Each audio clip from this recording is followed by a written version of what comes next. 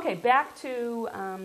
let's check our time here. How are we doing here? How are we doing? Okay, what time do we have on the... 7:41 is when we have to stop. Okay. Oh, we're good. Okay, good. The next movie's out on DVD. It's called Pursuit of Happyness. It's directed by Italian director Gabriele Muccino. Couldn't find anything else in English that he directed that I knew, so this must... tons and tons of Italian films. Pursuit of Happyness is based on the best-selling memoir of the same name, written by Chris Gardner. The movie chronicles a short time in the author's life, taking him from homelessness to gainful employment, and eventually to life as a multimillionaire. Excuse me. Chris Gardner, played so believably by Will Smith, is a natural-born salesman, pleasant to look at, easy to talk to. But when Chris sinks his savings into poorly selling portable bone density machines, his wife Linda, who's played by a woman named Thandie Newton, now you might not be familiar with that name, she played Terrence Howard's wife in Crash, and Crash just keeps coming up. If you haven't seen Crash, I highly recommend it. She has to work double shifts daily just to put food on the table. The rent's not getting paid. Their son Christopher, played by Will Smith's real-life son, Jaden Christopher Sire Now, wait Smith. a minute. So we got Will Smith and his son here. The last movie had Will Smith's Jada wife. Pinkett Smith. Yep. So they're doing all right in that family. Yep, All three of them are bringing in the cash. And they're all really talented. So their son is forced to go to a subpar daycare where a large German shepherd has the run of the place, and TV plays all day. He's an expert on the Love Boat, we find out. So anyway, all day, every day, Chris runs in circles from doctor's offices to hospitals to daycare to home. His car is towed for failure to pay tickets, so now he also has to run to catch the bus. His wife leaves him and their son. Unable to pay rent, they find themselves homeless, just as things appear to be brightening. Chris, due to his intelligence, diligence, perseverance, and charm, earns one of only 20 spots as an intern for Dean Witter. Unfortunately, it's an unpaid internship. The intern who sells the most at the end of 6 months wins a coveted position with the firm. Saddled with a child and homeless, Chris has an uphill battle. The best thing Chris Gardner's wife ever did for him was leave him. At least, sure. Easy for you to say. At least that's the fact that makes this film work so well. It's because Chris and his son Christopher are together and endure so much that this film works.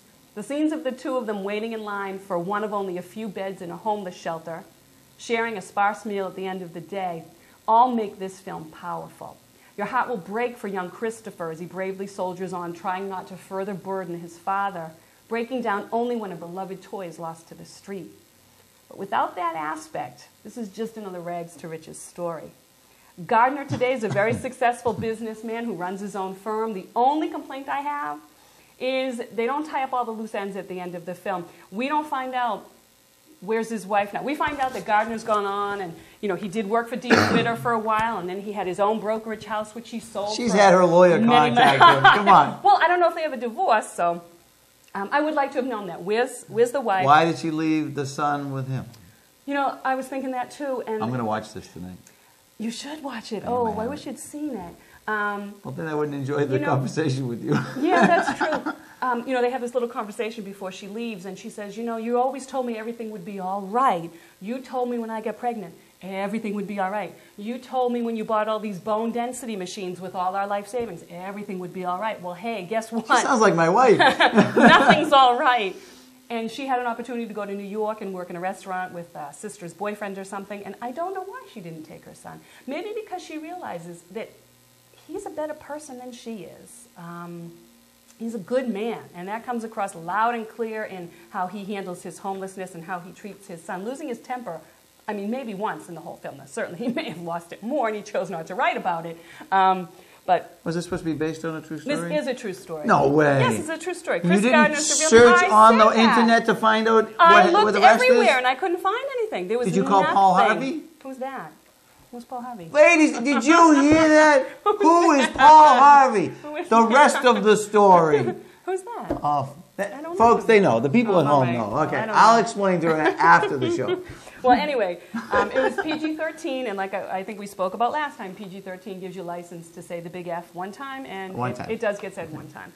And, well, good. I'm glad they put it in there. I'd hate to have them have the permission and not use it. And that's the only reason I think that it's PG-13. It could have easily been a PG movie. I wish it were a PG movie. I'd love to see this film shown in schools. It just talks about perseverance and hard work and stick with it, and it has all these wonderful messages, but it's PG-13 because of that stupid word. Okay, on We're to... going to recopy those and delete that out. Well, yeah, and like then they did with resell Titanic. them.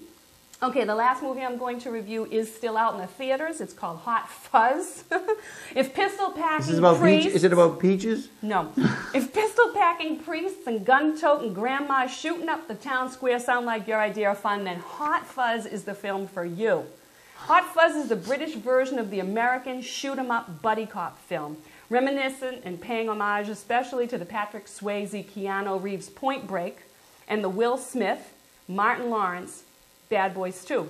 Oh, there's Will Smith again. He's everywhere. Man, oh man. Hot Fuzz was written and directed by the same team that brought us the incredibly funny and irreverent 2004 zombie flick, Shaun of the Dead. Now, if you haven't seen that, I didn't what see I Dawn recommend. of the Dead. This is Shaun of Shaun the Dead? Is that a spoof on Dawn of the Dead? Again, I don't want to use the word spoof. It's the British take apologize. on it. Because I wouldn't call it a spoof. Would you not call it not a spoof? Be quiet. Or what? This is my plan for everyone. Rent Shaun of the Dead. Get a feel for this filmmaking group, and then go out and see Hot Fuzz. Hysterical, both of them. Anyway, the film stars Simon Pegg, who also co-wrote the script and was the star of Shaun of the Dead, as superstar London cop Nicholas Angel. And I love that name, Nicholas Angel. It's just so heavenly. Because of his seemingly superhuman exploits, he makes the rest of the London police force look bad. As a reward for his impressive arrest record, he's banished to the lovely British countryside to a village called Sandford, where all the inhabitants are especially proud of living in what is consistently voted best village in England. When Angel first arrives in this seemingly sleepy, quiet village, he gets to work before even checking in at his assigned station. He eagerly arrests underage drinkers in the local pubs and brings in an inebriated local, Danny Butterman, on a DUI, who, surprisingly, turns out to be the son of the police chief and an officer of the law himself. Danny is played by Shaun of the Dead alumni David Frost, and the chemistry that develops between the officers is believable and endearing. Danny's a fan of American buddy cop films and feels that since Officer Angel comes from crime-infested London, he's probably lived the life that Danny just dreams about. High-speed car chases, guns blazing. However, the rest of the local cops are not too thrilled to have this hotshot city transplant thrust upon them. They'd rather sit around chowing chocolate cake than chasing bad guys. Now, this beautiful, quiet, sleepy village has not seen a murder in over 20 years, only an incredible number of accidents. When Officer Angel starts to piece together these so-called accidents, he sees a conspiracy brewing. And at the center of it all is the town shopkeeper, played incredibly likable, yet villainous, by Timothy Dalton, who I thought was one of the best James Bonds ever, although nobody ever agrees with me on that one. Angel is slightly off base with his reasoning, but there's definitely something amiss. Now, the film is not so much a spoof or satire of the American films it emulates. It's more of a British tip of the hat, their take on our genre, and it works quite well. The final few scenes of carnage are incredibly violent and graphic. Graphic violence. We have a tendency to talk about graphically violent movies on this show, you'll notice. I know. What does that and with the say blood about droplets, me? like, how did you describe on 300? How did you describe the blood droplets? You like that, What did you say? I don't know. I should have brought my notes. They I don't were remember. Jelly-like. Jelly-like drops of blood. It was very, very magical. Well, this film has it all over 300, I'll tell you. There's one scene where a reporter who's kind of getting close to this conspiracy is standing in a churchyard, and a spire from the top of the church comes down and topples on his head. And I know that's sick, but he's like a chicken with his head cut off. He continues to run around. That was very funny. It was sick, but funny. Oh, God. I have a story when you finish now. Right. Anyway, the final few scenes of carnage are incredibly violent and graphic, but also incredibly hysterical in their uniqueness. The British are far better than American filmmakers at portraying older people as multifaceted, and it is the older residents of the village who are the real stars of this film.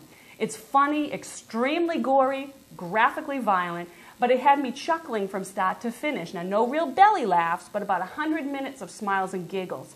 It's nice to see the initially incompetent cake-eating Danny morph into super cop under the tutelage of Officer Angel. Well, it's rated R, and it's a strong R for language and gory graphic violence. Graphic violence. Yeah, I guess I do like those violent movies. And this was really violent, but funny in its violence. And you said it was like a chicken with its head cut off? Yeah. I have to tell a story. Okay. How much time do we have? I can do it. Okay. You cut the other piece Folks, short. when I was a young man, I grew up in Weymouth, and we had ducks. 2 ducks, Silly And and Dilly. you In owned our yard. ducks? Yeah, we had ducks. Kept them in the garage. And this was before leash laws. And dogs on, say, rubbish day used to kind of roam in packs. Well, one night, dogs, my brother forgot to lock the garage. The dogs got to the ducks. And it's 2 o'clock in the morning, and you hear the commotion. Now, I slept through it, but this is the story. The dogs are destroying the ducks. Silly and Dilly, okay? Oh, that's sad. Well, my mother called the cops. Oh, poor police. Well, they get there, and the ducks are suffering now. And so my father says to the finest in Weymouth at the time, said, can you do something, put it out of its misery? So the officer took out his revolver.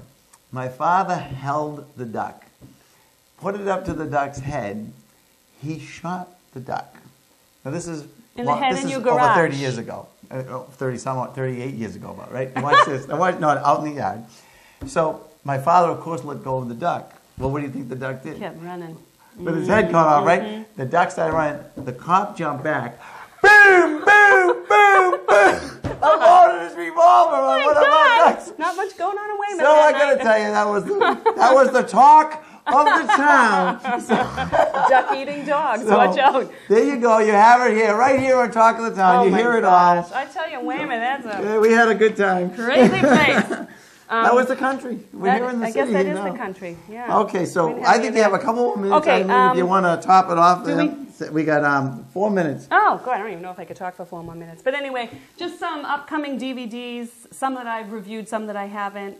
Night at the Museum is out now. That's the one with Ben Stiller where he gets locked in. He's a security guard at night in the Museum of Natural History in New York where everything comes to life. That was probably my favorite movie of last year. The Queen and Notes on a Scandal, both of which I reviewed. They're also out on DVD. And although I wasn't thrilled with either one of them, you know, Queen did win the Academy Award. Definitely worth a rental. Children of Men is a sci-fi that was out last year. And I did see it. I chose not to review it because I couldn't say a damn good thing about it. But every single person I talked to that has seen it really liked it. So maybe it was me. Folks, it's a little, you know, it's all about how you look at things. Yeah. So Children of Men, if you like science fiction, although I thought it was really weak. And a movie that my kids saw that I didn't have a chance to see, Freedom Writers, about an inner city teacher starring, oh gosh, what's her name? $1 Million Baby. Oh, well, I can't think of her name. Freedom Writers, rent that. My kids loved it, so it was a really nice, uplifting story. Did not do well at the box office, was out for a very short period of time. So I'm hoping that it will see some good play on DVD. So that's about it for the new stuff. Folks, I hope you enjoyed that. Yeah. Eileen, you are just absolutely remarkable. Thanks so much. What's coming out now? This is really the summer of sequels. We've got a lot of sequels coming out this summer. Yeah. Spider-Man 3, that's, I hope to review that for next time for you. I mean, I've read a gazillion reviews about it already. It sounds really, really good, and I really love Spider-Man. What else is coming out? We've got another Fantastic Four is coming out. We've got another Bruce Willis, you know, Die Hard is coming out. There's a million. This is definitely the summer of sequels. Some good, some bad. And some other interesting ones. John Travolta in the new Hairspray. That looks cute. That's coming out in the theaters. Yeah, that's it. So we'll see. We'll see what I'm going to All see right. next Well, time. hey, get those DVDs going and send your questions in to Talk of the Town Movie Review. Yeah. Oh, and Babel. We don't have an address. Yeah. I'll review Babel next time, too. So Babel, Spider-Man 3, I don't know what else. Sounds great. Okay. Thank you so much. Thanks, Brian. Goodbye, everybody. Bye. Good night.